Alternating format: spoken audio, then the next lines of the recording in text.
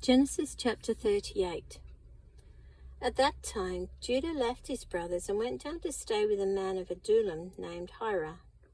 There, Judah met the daughter of a Canaanite man named Shua. He married her and lay with her. She became pregnant and gave birth to a son who was named She conceived again and gave birth to a son and named him Onan. She gave birth to still another son and named him Shelah. It was at Kezib that she gave birth to him. Judah got a wife for his firstborn, and her name was Tamar. But Judah's firstborn, was wicked in the Lord's sight, so the Lord put him to death. Then Judah said to Onan, "Lie with your brother's wife and fulfill your duty to her as a brother-in-law to produce offspring for your brother." But Onan knew that the offspring would not be his. So whenever he lay with his brother's wife, he spilled his semen on the ground to keep from producing offspring for his brother. What he did was wicked in the Lord's sight, so he put him to death also. Judah then said to his daughter-in-law Tamar, "Live as a widow in your father's house until my son Shelah grows up." For he thought, he may die too, just like his brothers.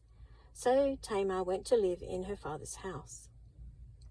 After a long time, Judah's wife, the daughter of Shua, died.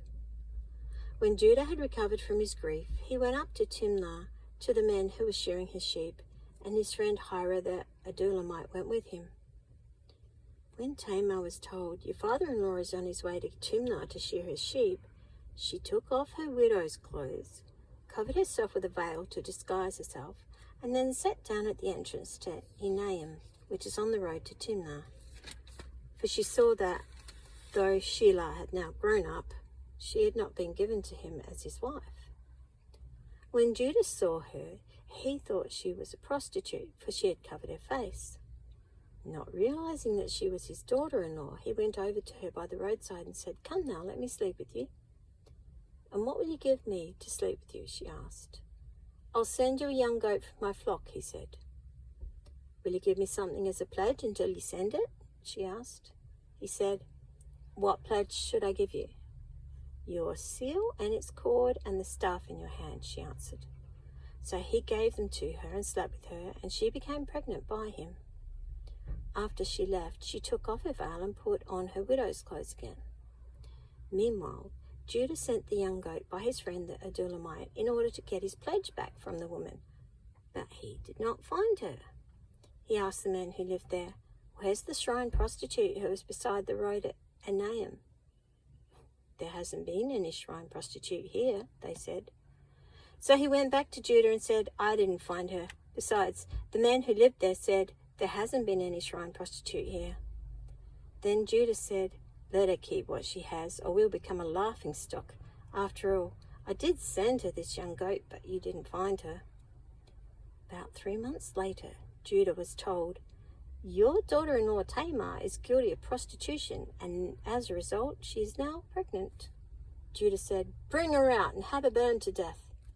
As she was being brought out, she sent a message to her father-in-law. "I am pregnant by the man who owns these," she said, and she added, "See if you recognize whose seal and cord and staff these are."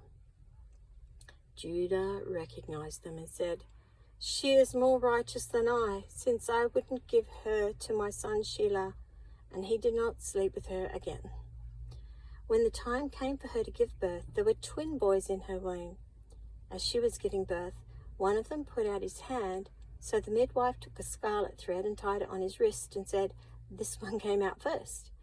But when he drew back his hand, his brother came out, and she said, "So this is how you've broken out," and he was named Perez. Then his brother, who had the scarlet thread on his wrist, came out and was given the name Zerah.